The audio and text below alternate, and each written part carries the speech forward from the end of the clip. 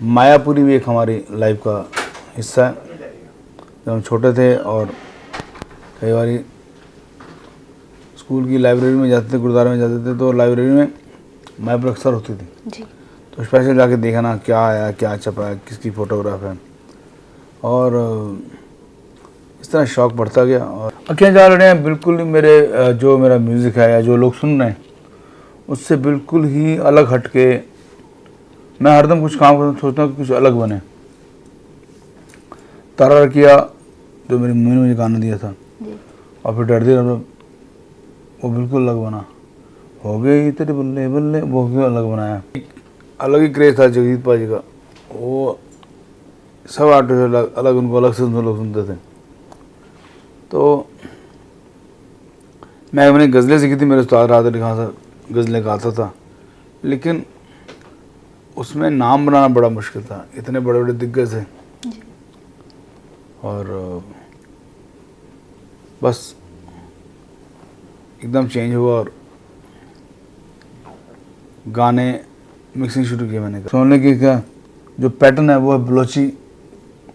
जो भंगड़ा जानते हैं पुराने बुजुर्ग वो जानते हैं बलोची भंगड़ा क्या होता है। बहुत कमाल पैटर्न होता है उस पर डांस करना। तो मेरे मन में था कि कुछ ऐसा बनाऊं और मुझे खुशी है कि मैंने पहली बार रिकॉर्डिंग के अंदर ये गाना यूज़ किया और 3 महीने बाद उनको टाइम दिया। 3 महीने बाद मैं उनको मिलने गया तो उन्होंने बताया कि हम आपको गाना गाना चाहते हैं, उस गाने में आप वो जरूर आओगे, डर दी रब रब कर दी जी, ये ऐड करना पड़ेगा पार्ट में, ठीक है। तो इस तरह ये गाना में उनका ब्रेक मिला। Hello and welcome to Mayapuri cut. मैं हूं आपके साथ प्रिया रघुवंशी और आज हमें आपके सामने पंजाबी म्यूजिक इंडस्ट्री के लेजेंडरी आवाज का स्वागत करते हुए बेहद ही खुशी हो रही है। ये एक ऐसी शख्सियत हैं जिनकी एनर्जी और जज्बे ने पंजाब की वाइब्रेंट म्यूजिक बीट्स को एक लेजेंडरी ग्लोबल मंच पर पहुंचाया है। Let's welcome Daler Mehndi sir. Thank you so much. Thank you ji sir, मेरा आपसे पहला क्वेश्चन ये है कि आपका ये जो पैशन है सिंगिंग के लिए, इसकी शुरुआत कैसे हुई? और एक होता है ना कि आपको बचपन की कुछ यादें होती है जिनसे आप इंस्पायर होते हैं, तो वैसे कौन से पल हैं जिनकी वजह से आप म्यूजिक में आने के लिए इंस्पायर हो सके? छोटे थे तो जाहिर है कि फिल्मी दुनिया के साथ जुड़े रहते थे, क्या हो रहा क्या नहीं हो रहा। पटना में रहते थे और सबसे खुशी की बात यह कि मायापुरी भी एक हमारी लाइफ का हिस्सा है। जब हम छोटे थे और कई बार स्कूल की लाइब्रेरी में जाते थे, गुरुद्वारे में जाते थे, तो लाइब्रेरी में मायापुरी अक्सर होती थी जी। तो स्पेशल जाके देखना क्या आया, क्या छपा है, किसकी फ़ोटोग्राफ है, और इस तरह शौक़ बढ़ता गया। और कमाल की बात यह कि जो हम देखते थे कि स्टार क्या कर रहे हैं और खुद सोचते थे कि हम भी ऐसा कुछ करेंगे, और रब ने पूरा किया। और बहुत खुशी हुई कि आज मायापुरी में हम भी इंटरव्यू कर रहे हैं, अच्छा लग रहा है। तो आपको ऐसा कौन सा वो पल था जिसने आपको इतना ज़्यादा इंस्पायर किया और इन्फ्लुएंस किया कि आप बिल्कुल ही पूरे पैशन के साथ इस इंडस्ट्री में आ गए? एक गाना था, तौबा मेरी ना ढोलना मैं नहीं बोलना, नरेंद्र चिंतन साहब ने गाया था और बॉबी फिल्म में गाना आया था। गाने इतनी धूम मचा रखी थी, हर गली हर मोहल्ले में वो गाना बजता था और मुझे वो गाना याद हो गया। कहीं मैं जाता था मुझे तो मैं कोई गाना सुना तो सबसे पहले यही सुना था जी। बेशक मंदिर ये लाभ करता था और इस तरह शौक़ बढ़ता रहा। तो आपको अपने करियर का पहला गाना गाने का मौका किसने दिया था और किसने आपको आपकी उड़ान भरने के लिए पंख दिए? मेरी जो उड़ान भरने के पंख मुझे मिली है वो सबसे पहले मेरे घर में जी। मेरे बड़े भाई उस्ताद शमशेर सिंह, अब नहीं रहे हैं, बहुत अच्छे तबला प्लेयर थे। तो सबसे पहली रिकॉर्डिंग और सबसे पहले जो मेरे कंसर्ट यूएसए में उन्होंने कराए जी। तो उनकी बड़ी मेहरबानी की, उन्होंने बहुत ज़्यादा सपोर्ट किया और बहुत सारे टिकट शो हॉल में रखे उन्होंने गज़लों के। और वहाँ से शुरुआत हुई मेरी, वो भी कैलिफोर्निया यूएसए में। हर सिंगर का एक यूनिक स्टाइल होता है गाना गाने का, और आपका तो बहुत ही एकदम अमेजिंग, अलग से नोटिस होने वाला स्टाइल है। जी। तो ये स्टाइल पे आपकी पकड़ कैसे आई और आपको कैसे आइडिया आया कि आपको इसी तरीके से गाना गाना चाहिए? मैं गज़लें गाता था और फिर मैं दिल्ली आया और यहाँ माहौल इंडिया का ये था कि गज़लें सिर्फ जगजीत बाजी, गुलाम अली साहब, बेमेंदी, मेहंदी हसन, उनको सुनते थे, या फिर उसके बाद एक और चेन थी, वो अनूप जलोटा जी, पंकज दास जी, चंदन दास, इनको लोग सुनते थे। एक अलग ही क्रेज था जगजीत बाजी का, वो सब आर्टिस्ट अलग अलग, उनको अलग से लोग सुनते थे। तो मैं अपनी गज़लें सीखी थी, मेरे उस्ताद राहत अली खान से गज़लें गाता था, लेकिन उसमें नाम बनाना बड़ा मुश्किल था, इतने बड़े बड़े दिग्गज थे। और बस एकदम चेंज हुआ और गाने मिक्सिंग शुरू किए मैंने करने, और ऐसा दौर चला कि वो रास्ता निकल गया और आगे चल पड़े हम लोग। सर, आपका गाना था एक नाना नाना नारे, वो 25 साल पहले अमिताभ बच्चन जी के साथ आपका वो कोलैबोरेशन था, और अब फिर 25 साल बाद वो गाने को रिक्रिएट करके आपको कैसा लगा? मुझे बहुत खुशी हुई। मैं बहुत ही भगवान का शुक्रगुजार हूँ, मैं बहुत ही भाग्यशाली हूँ कि आवाज़ 25 साल पुरानी लोगों की बहुत कम रहती, जिस पिच पे मैं गा रहा हूँ मैं जी।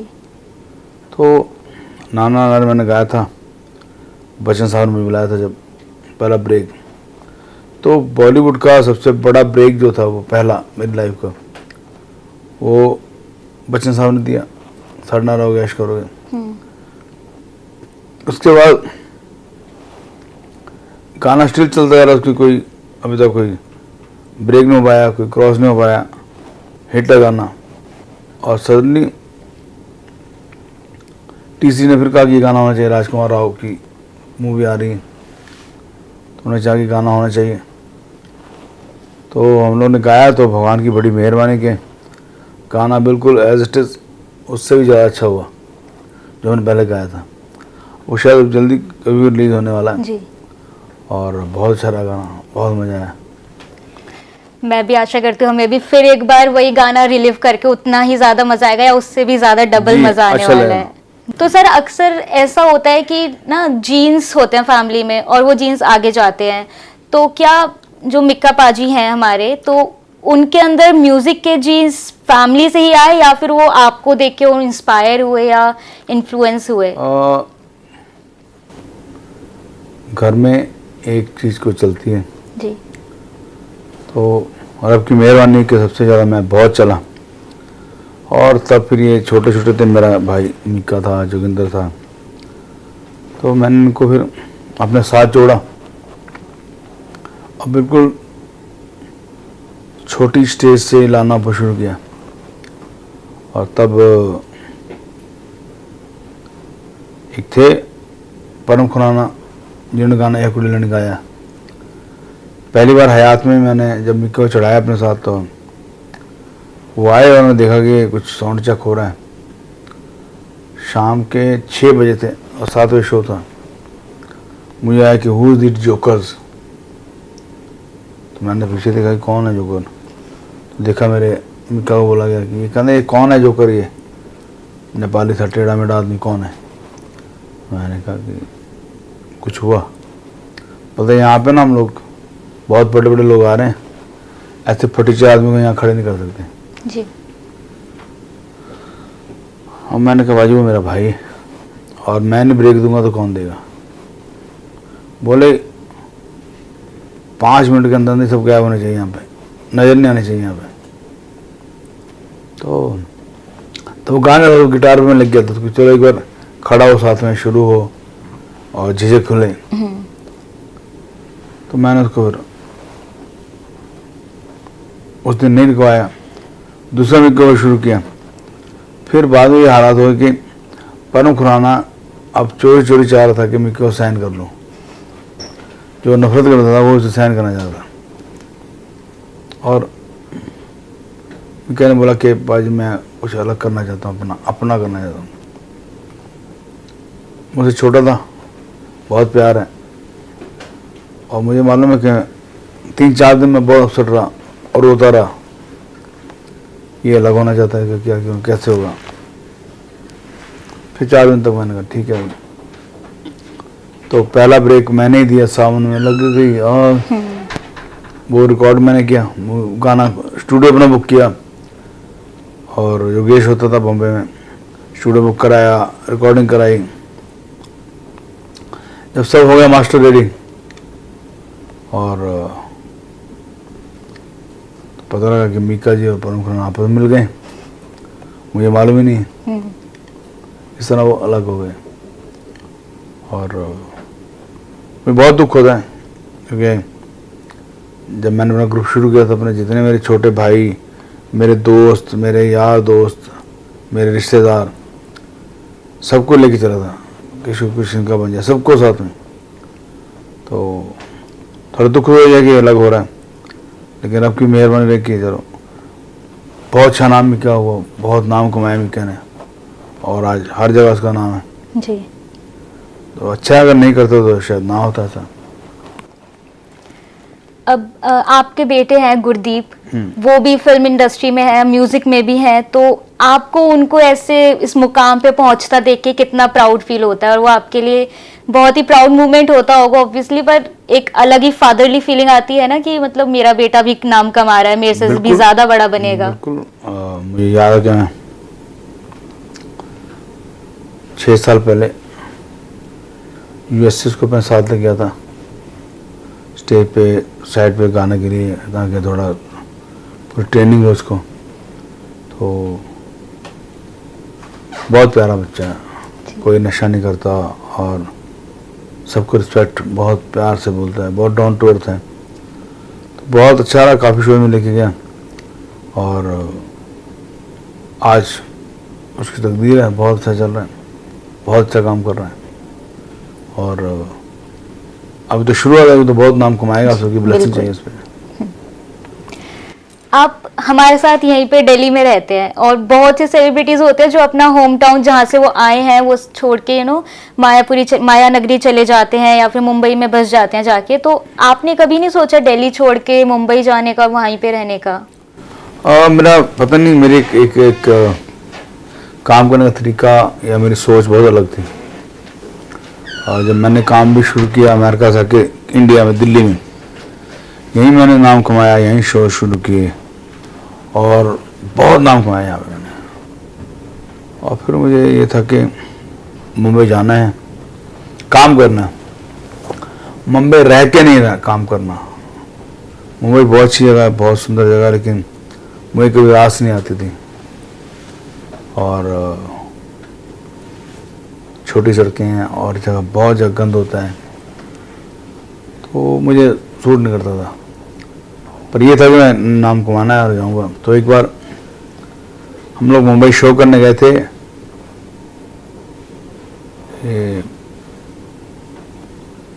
JK कपूर साहब थे, उनके बेटी की शादी थी, तो वहाँ हमने शो करने गए। तो उस जगह पे फिर बच्चन साहब आए, जया जी आई, और विनोद खन्ना साहब, धर्मेंद्र साहब, मतलब तकरीबन जो टॉप इंडस्ट्री शुरुआत जहाँ से होती वो सब वहाँ थे मेरे शो में। और जब हमने गाया, उनको सबको बहुत अच्छा लगा, और 3 घंटे मैंने परफॉर्म किया था। और फिर 2 साल बाद बच्चन साहब को मुझे फ़ोन आया कि हेलो, मैं अमिताभ बच्चन बोल रहा हूँ, क्या मैं दिलीप साहब से बात कर सकता हूँ? तो मुझे चक्कर आने लग गया। मैंने कहा जी मैं बोल रहा हूँ। तो बोला कि क्या मैं आपके साथ काम कर सकता हूँ? आप जिस आदमी को आप बचपन से देख रहे हैं, बच्चन साहब तो लाइक के बिल्कुल, हमारे तो बिल्कुल फरिश्ता, वो खुद कहना आपका काम करना चाहता हूँ। जी तो मुझे थोड़ी चक्कर आ रही थी, क्या मैं संभल रहा था कैसे कि गिर ना जाऊँ। और मैं आपका काम करना चाहता हूँ, आप परसों मुंबई आ जाओ। मैं दिल्ली में काफ़ी विकास था, बात कर रहा था, तो मेरे बहुत सारे शो थे, मैं 3 महीने लगातार बुक था हर दिन। मैंने कहा मैं सर आऊँगा 3 महीने बाद, और शुक्रिया आपने याद किया, मैं आपको बहुत फैन ये हुआ है। तो मैं 3 महीने बाद उनको टाइम दिया, 3 महीने बाद मैं उनको मिलने गया। तो उन्होंने बताया कि हम आपके गाना गाना चाहते हैं, उस गाने में आप वो जरूर आओगे, डर दी रब रब कर दी, जी ये ऐड करना पड़ेगा पार्ट में, ठीक है। तो इस तरह ये गाना में उनका ब्रेक मिला। फिर तो पीछे को घूम के देखा ही नहीं, क्योंकि शुरुआत ही जहाँ से लोग मुंबई जाना चाहते हैं, तरसते हैं, और आपकी शुरुआत ही बिल्कुल मुंबई के बिल्कुल टॉप जी एक ही ड्रीम आदमी कम ट्रू। उनके साथ काम करो तो दुनिया अलग हो गई, रास्ते अलग हो गए, पूरे वर्ल्ड ने जाना कि तेरे मैंने किया है। जी तो अब जैसे हम पूरे वर्ल्ड में तो आप फेमस है और इंडिया में आपकी फैन फॉलोइंग बहुत ही ज्यादा है, तो इंडिया में तो आपको फैंडम हमेशा ही देखने के लिए मिलता होगा, लेकिन इंडिया के अलावा इंटरनेशनली आपको सबसे ज्यादा फैंडम किस देश में देखने के लिए मिला? और एक तो रशिया में, अलमाटी में, जी मुझे याद है कि मुझे देख के लोग मतलब 5-5 हज़ार 10-10 हज़ार लोग बोलते थे, बल्ले बल्ले ऐसे बोल के देख के बोलते थे बाजारों में, बड़ा अच्छा लगता था। फिर यूएसए में बहुत हुआ, अमेरिका में कई कंट्रियाँ, कई सिटी ऐसी हैं जहाँ पे लोग बहुत बहुत बहुत प्यार करते हैं। फिर अरब कंट्री में हम लोग गए, बहरीन में, तो शो था, शो के अंदर 11 यंगस्टर डांस करते करते गिर गए, अच्छा और फिर एम्बुलेंस आई, उनको लेके गए। एकदम पंजाबी में तो बोलते हैं इसको हॉल पे आ गया बोलते हैं कि एकदम बेहाल हो जाना। तो बहुत कुछ किया उन्होंने, बहुत दुनिया को बहुत बहुत खुशियाँ दी हैं म्यूजिक के जरिए। मायापुरी मैगजीन्स हमारी लाइफ का मतलब बचपन से ही बहुत बड़ा पार्ट रहे हैं, और आपकी भी लाइफ में वो बचपन में रहे होंगे मायापुरी मैगजीन्स, तो आपकी बचपन की क्या यादें हैं मायापुरी मैगजीन्स को लेके वो जानना चाहेंगे? जब मैं देखता था, और फिर मैं कई बार जैसे लोग बैठे हुए, मैं बोलता था कि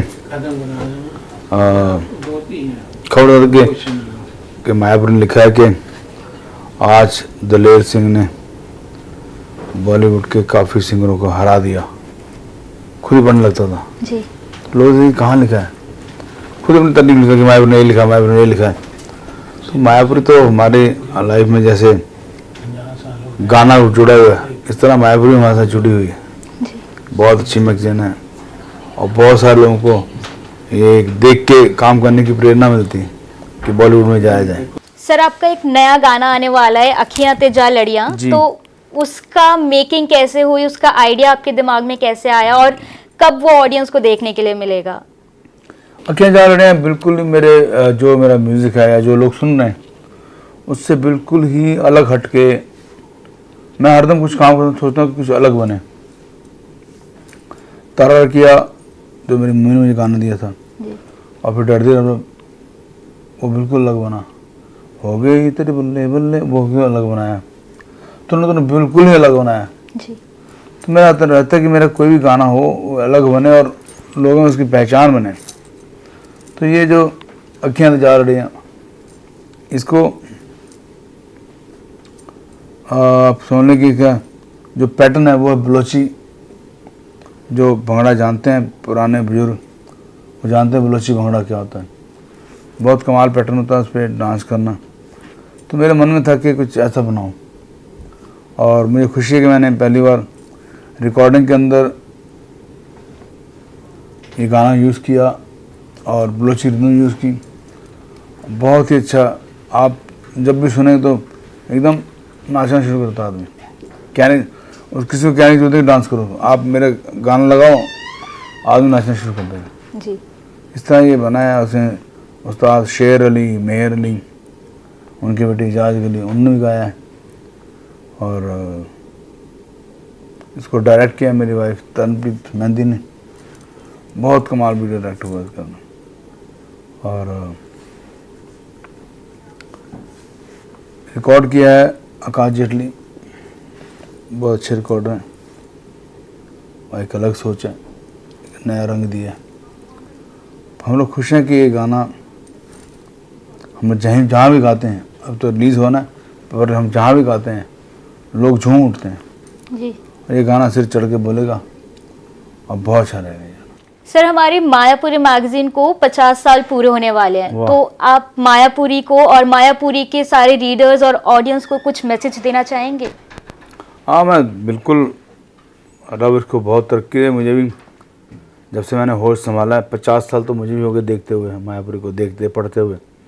बहुत बहुत अच्छी मैगजीन है, बहुत मज़ेदार है और बहुत सारे कैरेक्टर हैं इसके, बहुत सारे मशहूर। तो मेरी सबसे गुजारिश है कि सबकी फेवरेट है, सब दिल से दुआ करें कि रब बहुत ज़्यादा तरक्की दे और बहुत दुनिया में और ज़्यादा नाम हो। मायापुरी की वजह से बॉलीवुड को लोग जानते हैं, स्टारों को जानते हैं, क्योंकि हम भी जब छोटे थे तो कुछ अगर किसी के बारे में पढ़ना है तो हमें मायापुरी से पता लगता है कि ये फलाना आर्टिस्ट है, ये इसकी ये बैकग्राउंड है, इसका ये बैकग्राउंड है। तो बहुत अच्छी मैगजीन है, रब बहुत सारी दुआवां और बस बहुत तरक्की हो। थैंक यू दिलेर सर, हमारे साथ अपनी प्यारी यादें और म्यूजिक की जर्नी शेयर करने के लिए। वी होप कि आपका गाना पूरे इंडिया को इतना पसंद आए कि एक चार्ट बस्टर हो जाए। Thank you so much.